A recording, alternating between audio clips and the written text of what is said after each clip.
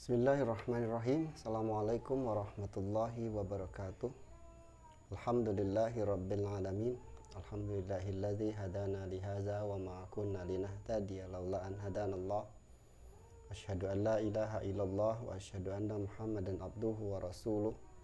Khatamun nabiyyin wa la nabiyya ba'da. Amma ba'du. Adik-adik mahasiswa dimanapun Anda berada, dalam video pembelajaran kali ini saya akan menjelaskan tentang materi pertemuan ke-12, yaitu pola tarekat dalam menyelesaikan persoalan pekat atau penyakit masyarakat. Yang pertama yang harus kita pahami terlebih dahulu adalah apa itu penyakit masyarakat.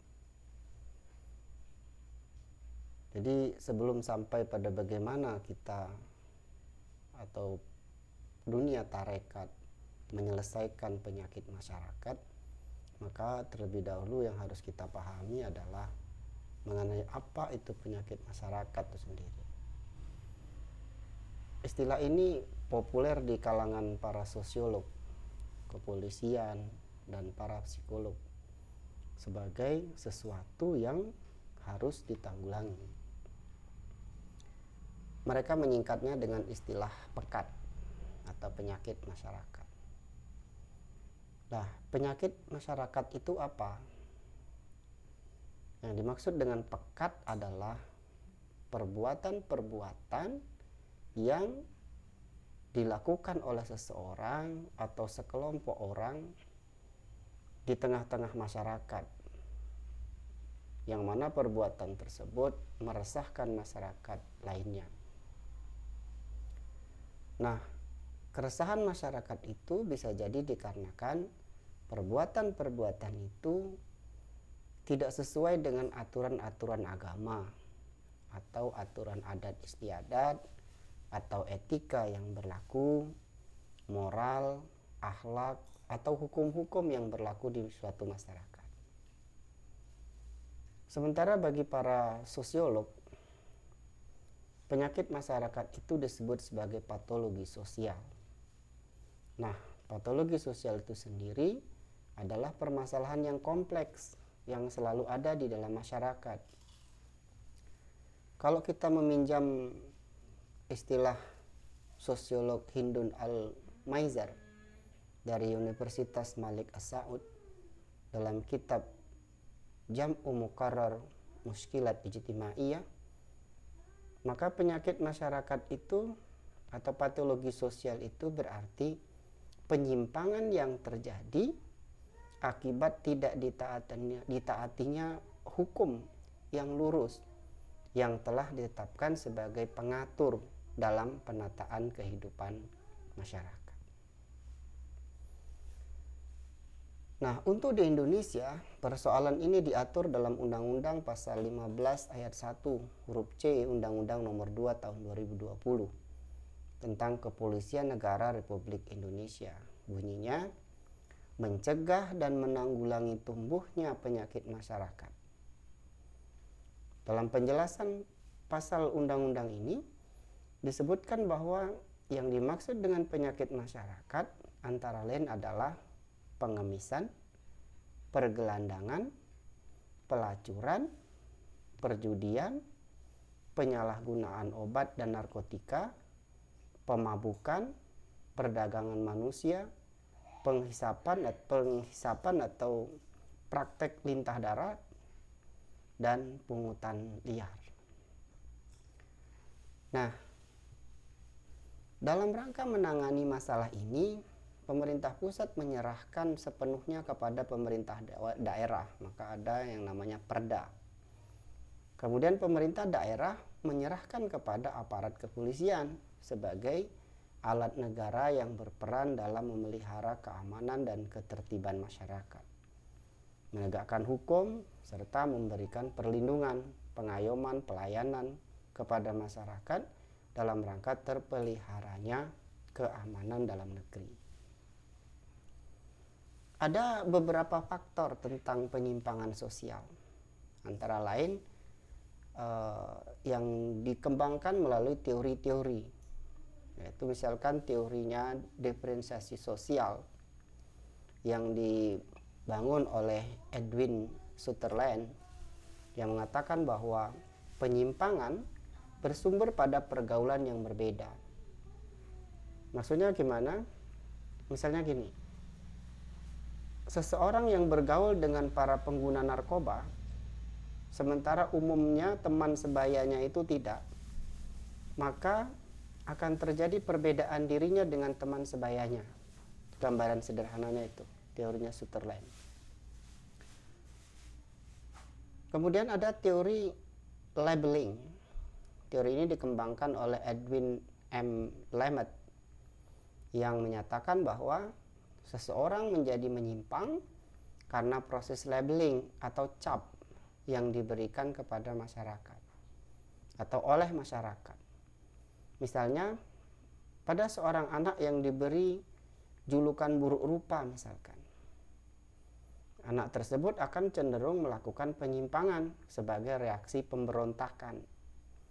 Nah, penyimpangan yang dilakukan misalnya bisa marah kepada kedua orang tuanya, bertanya mengapa ia dilahirkan seperti itu, atau marah kepada semua orang mengapa ia dihina, dan seterusnya. Nah, model cap ini sering sekali kita perhatikan, kita temui di masyarakat. Lalu ada teori struktur sosial. Nah, teori ini dikembangkan oleh Robert Merton, yang menyatakan bahwa struktur sosial akan menciptakan keadaan yang melahirkan pelanggaran aturan sosial. Misalnya, ada orang yang sejak lahir sudah mendapatkan status dengan strata tinggi di masyarakat, seperti anak seorang kiai atau anak pejabat tinggi negara. Nah, status ini dapat mengakibatkan penyimpangan jika tidak diakui oleh masyarakat sekitarnya. Demikian juga sebaliknya, anak seseorang yang terlibat dalam hukum, orang tuanya dihukum karena kasus korupsi misalnya, maka akan mengakibatkan terjadinya penyimpangan perilaku di masyarakat, seperti rasa malu, minder, dan seterusnya. Sampai akhirnya anak itu bisa saja tidak mau bertemu dengan siapapun. Kemudian ada teori fungsi. Teori ini dikembangkan oleh Emil Durkheim, yang menyatakan bahwa faktor penyimpangan pada individu yang satu dengan lainnya itu berbeda. Bisa jadi karena faktor keturunan, lingkungan, fisik, dan lingkungan sosial. Kemudian ada teori yang kelima, ada teori konflik. Teori ini dikembangkan oleh Karl Marx, yang menurutnya kejahatan itu terjadi akibat perkembangan kapitalisme. Nah, berdasarkan teori-teori tadi, maka biasanya persoalan penyakit masyarakat ini diselesaikan dengan bantuan para psikolog. Para psikolog itu berusaha menangani persoalan-persoalan ini dengan disiplin keilmuannya sendiri. Nah, disiplin keilmuan mereka yang sering digunakan adalah psikologi tentang perilaku. Nah, mereka menginvestigasi bagaimana perasaan dan perilaku individu dalam hubungannya dengan individu lainnya. Masalahnya kemudian penyelesaiannya itu umumnya dengan menggunakan retorika dalam upaya mengembalikan pemikiran dan perasaan individu yang menyimpang itu tadi ke arah yang normal. Nah, hal ini tentu berbeda dengan cara-cara yang dikembangkan dalam menyelesaikan persoalan masyarakat ini yang dilakukan oleh tarekat. Nah, bagaimana caranya? Kalau kita lihat, ya, berdasarkan teori-teori tadi, tarekat itu melakukan sesuatu yang sedikit berbeda dengan yang dilakukan oleh para psikolog. Walaupun sebenarnya polanya juga hampir sama, tapi fokusnya akan berbeda. Berbedanya di mana? Tarekat, sebagaimana kita tahu bahwa tarekat itu merupakan lembaga yang dibimbing oleh seorang mursyid, seorang guru tarekat yang dalam upaya mengarahkan pengikut-pengikutnya itu selalu mengarahkannya kepada Tuhan. Yang dia inginkan adalah agar para pengikutnya itu meraih kebahagiaan di dunia dan akhirat. Nah, kebahagiaan di dunia dan akhirat itu dalam perspektif tarekat adalah derajat kedekatan diri dengan sang pemilik dunia dan akhirat itu sendiri, yaitu Allah Subhanahu wa Ta'ala. Oleh karena itu, segala sesuatu yang dilakukan oleh mursyid, dalam hal ini yang kita maksud adalah tarekat, selalu difokuskan pada upaya mendekatkan murid-muridnya kepada Allah Subhanahu wa Ta'ala. Kalau kita lihat contoh, misalkan kita urutkan saja berdasarkan teori tentang penyakit masyarakat tadi. Misalkan persoalan pengemisan. Nah, hadirnya para pengemis ini di masyarakat bisa disebabkan oleh beberapa faktor. Antara lain adanya disabilitas, misalkan orangnya cacat fisik sehingga sulit untuk melakukan pekerjaan secara normal. Mencari pekerjaan pun susah. Sehingga jalan yang dia lakukan harus mengemis. Kemudian ada juga orang yang merantau dengan modal nekat, tapi tidak berhasil mencari pekerjaan yang layak, penghidupan yang layak. Maka jalan akhirnya adalah harus mengemis. Kemudian tidak adanya lapangan pekerjaan yang cocok buat dia, atau mungkin pekerjaan di sana juga tidak ada yang bisa dilakukan olehnya. Kemudian pengangguran, harga kebutuhan pokok mahal, penghasilan kurang, atau mungkin karena kemiskinan yang ditambah lagi dengan terlilit masalah ekonomi yang akut. Ada persoalan-persoalan misalkan ikut-ikut investasi tapi kemudian habis gitu kan. Kemudian ada juga yang malas berusaha memang, kemudian menjadi korban penipuan, atau justru malah disuruh oleh orang tuanya karena orang tuanya juga seorang pengemis. Maka terjadilah pengemisan itu. Nah, untuk menghadapi persoalan semacam ini, ada sebuah tarekat di Jombang. Tarekat itu bernama Tarekat Sidikiyah. Sebuah tarekat yang berpusat di Ploso, Kabupaten Jombang, Jawa Timur. Nah, tarekat ini tidak pernah sejak awal tidak pernah menganggap bahwa persoalan ekonomi masyarakat itu adalah sesuatu yang remeh-temeh. Ini berat. Maka kemudian usaha yang dilakukan sejak tahun 1959, mereka menggunakan konsep ekonomi thayyibah yang didasarkan pada ayat-ayat Al-Quran dan Al-Hadis. Nah, tarekat ini membuat lembaga-lembaga ekonomi bekerja sama dengan perusahaan, masyarakat, bahkan pemerintah daerah. Nah, beberapa lembaga usaha yang dibangun oleh tarekat ini seperti perusahaan air mineral Ma'aqo yang singkatan dari Ma'an Ghadaqa, kemudian Alfamart Yusro yang bekerja sama dengan PT Alfalia Trijaya Sampurna Group, kemudian kerajinan tangan dari bahan baku bambu dari Desa Kabuh, Kabupaten Jombang. Mereka juga bikin majalah. Kemudian ada Madu Al-Kausar, perusahaan rokok Masufu Sejati, lalu restoran Yusro, Yayasan Sanusiah, dan koperasi, serta lembaga-lembaga usaha lainnya yang dibangun sedemikian rupa dengan tujuan agar tidak terjebak pada persoalan ekonomi, terutama untuk para pengikutnya. Jadi inilah usaha-usaha dari Tarekat Sidikiyah untuk mengentaskan ekonomi masyarakat sehingga tidak terjadi penambahan para pengemis, termasuk juga para gelandangan. Nah, selain itu mereka juga melakukan pembinaan-pembinaan dalam pengajian-pengajian yang rutin dilakukan, juga senantiasa membangkitkan anggotanya untuk berusaha bekerja, makan dari hasil keringat sendiri, bukan mengemis gitu. Konon kabarnya termasuk mereka yang berusaha dalam bidang pertanian juga diajarkan bagaimana bercocok tanam yang dapat menghasilkan panen yang baik. Seperti masalah pemilihan benih, hari penanaman, doa-doa supaya pertanian dapat berhasil dengan baik. Nah, ini pola tarekat. Meskipun yang dipakai adalah pola umum. Pola umum sebuah lembaga biasanya akan mengangkat persoalan ekonomi masyarakatnya, atau yayasan biasanya akan menggunakan pola-pola itu. Tapi ini dilakukan oleh tarekat dengan konsep utama tentu li'ilali kalimatillah la ilaha illallah. Nah, kemudian ada persoalan misalkan gelandangan.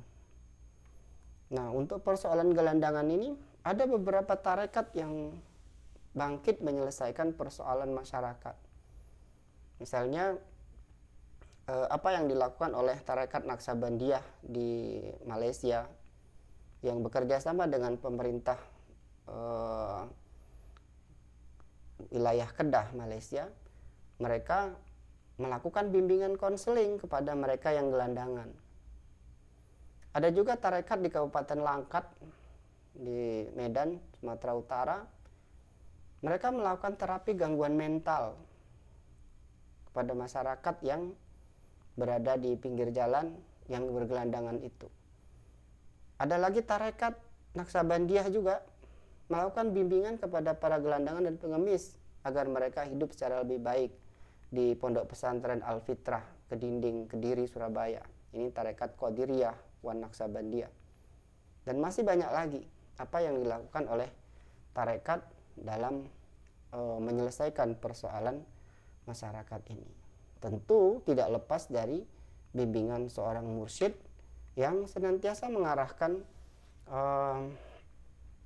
jamaahnya, pengikutnya untuk banyak-banyak mendekatkan diri kepada Allah, dan derajat kedekatan diri kepada Allah itulah yang terpenting bagi kehidupan mereka, kebahagiaan mereka untuk di dunia dan akhirat. Ada misalkan persoalan pelacuran, persoalan perjudian, penyalahgunaan narkotika. Nah, ini untuk yang penyalahgunaan narkotika itu dilakukan oleh sebuah tarekat di Suryalaya, tarekat Qadiriyah wan Naksabandiyah juga, Abah Anom, kemudian yang mencoba untuk mengumpulkan mereka yang masuk dalam persoalan penyalahgunaan narkotika ini, kemudian diupayakan agar mereka betul-betul bisa kembali menjadi lebih baik dengan cara senantiasa diajak berzikir dan seterusnya, yang ini dikelola sedemikian rupa sehingga ini penyelesaian yang dilakukan oleh tarekat. Masalah mabuk-mabukan, masalah perdagangan manusia, masalah penghisapan atau lintah darat, masalah pungutan liar dan seterusnya, ini dilakukan dengan cara pembinaan ruhani yang terus dibimbing dalam setiap waktu, setiap saat. Dalam waktu-waktu tertentu mereka dikumpulkan, ada pengkajian, halakoh-halakoh, yang pada akhirnya mereka meninggalkan perbuatan-perbuatan yang menyimpang itu. Nah, adik-adik mahasiswa dimanapun Anda berada, sebenarnya persoalan tarekat dalam mengupayakan penyelesaian masyarakat ini sangat banyak dilakukan sejak awal berdirinya tarekat hingga hari ini. Kalau dulu mereka ini, sebelum sampai ke sana, mereka ini biasanya akan sesuai dengan kebutuhan masyarakat. Misalnya dulu pada saat penjajahan Belanda, kita dengar ada tarekat Rifaiyah di Kendal yang berusaha sedemikian rupa untuk melawan penjajah, membangkitkan jamaah supaya mereka meraih kemerdekaan. Nah, tarekat Rifaiyah di Kendal. Kemudian di masyarakat bagaimana tarekat menyelesaikan persoalan ini? Mungkin bisa mencatatnya dan bisa membuat rangkuman khusus terkait dengan persoalan ini. Saya rasa sampai di sini yang bisa kami sampaikan. Terima kasih atas segala kekurangan, saya mohon maaf. Dan sekali lagi, Assalamualaikum warahmatullahi wabarakatuh.